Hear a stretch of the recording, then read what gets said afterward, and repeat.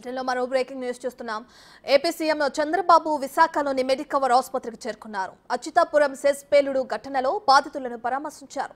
ఈ క్రమంలోనే ఈ దుర్ఘటనలో చనిపోయిన వారికి ₹1 కోటి ఎక్స్గ్రేషియా ప్రకటించారు. వారికి తీవ్రంగా గాయపడిన వారికి 50 లక్షలు, స్వల్పంగా గాయపడిన వారికి 20 లక్షలు ఇవ్వనున్నట్లు చంద్రబాబు వెల్లడించారు. బాధితులకు విడతల వారీగా ఎక్స్గ్రేషియా అందనున్నట్లు సీఎం తెలిపారు.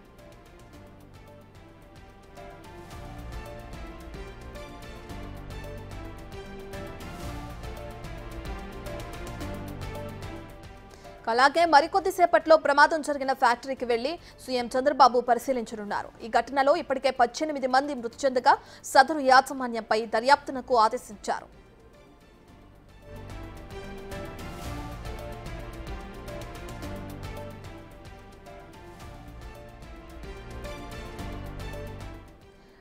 ఏపీ సీఎం చంద్రబాబు విశాఖలోని మెడికవర్ ఆసుపత్రికి చేరుకున్నారు. అచ్యుతాపురం సెస్ పేలుడు ఘటనలో బాధితులను పరామర్శించారు. ఈ క్రమంలోనే ఈ దుర్ఘటనలో చనిపోయిన వారికి ₹1 కోటి ఎక్స్గ్రేషియా ప్రకటించారు సీఎం.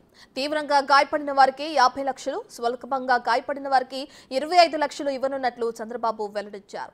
బాధితులకు విడతల వారీగా ఎక్స్గ్రేషియా అందించనున్నట్లు సీఎం తెలిపారు.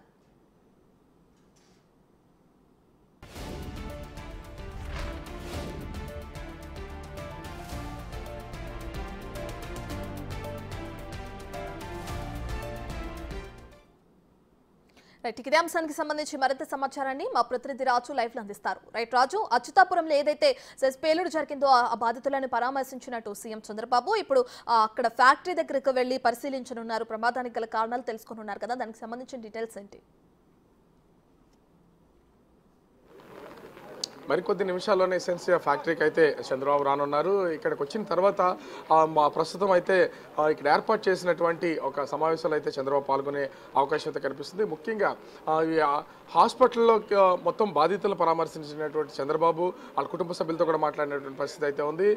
చనిపోయినటువంటి దాదాపుగా ఇప్పటికీ చంద్రబాబు అధికారులు ఇచ్చినటువంటి లెక్కల ప్రకారం చూస్తే 17 మంది అని ప్రకటించడం అయితే జరిగింది. 17 మందికి కూడా చనిపోయిన ప్రతి ఒక్కరికి కూడా ఒక్కొక్కరికి ₹1 కోటి నష్టపరిహారం అయితే ప్రకటించిన పరిస్థితి ఉంది. తీవ్ర గాయాలైనటువంటి ఒక్కొక్కరికి ₹50 లక్షల, అదేవిధంగా స్వల్పంగా గాయాలైనటువంటి ఒక్కొక్కరికి కూడా ₹25 లక్షల నష్టపరిహారాన్ని అయితే ప్రకటించినటువంటి పరిస్థితి ఉంది. 35 మంది ఆ గాయాలతో ప్రస్తుతం హాస్పిటల్లో ట్రీట్మెంట్ అయితే తీసుకుంటున్నారు. అదేవిధంగా చనిపోయినటువంటి 17 మంది మొత్తం అందరికీ కూడా నష్టపరిహారం అయితే అందిస్తున్నాం. ఇలాంటి సంఘటనలు మరి ఎప్పుడు జరగకూడదు, ఇదే చివరి సంఘటనగా ఉండాలి అనేది చంద్రబాబు కోరినటువంటి పరిస్థితి అయితే ఉంది. ముఖ్యంగా చూస్తే అటు గత ప్రభుత్వం పర్యవేక్షణ లేకపోవడం వల్ల ఇప్పుడు దాని ఫలితాలు అయితే ఆ ఇబ్బందులన్నింటినీ కూడా ఇప్పుడు చూడాల్సినటువంటి పరిస్థితి ఉంది. గత 5 సంవత్సరాల్లో గత ప్రభుత్వం ఏ విధమైనటువంటి పర్యవేక్షణ చేయలేదు. అలా పర్యవేక్షించకపోవడం వల్లే ఇప్పుడు ఈ ప్రమాదాలు అయితే సంభవిస్తున్నాయి.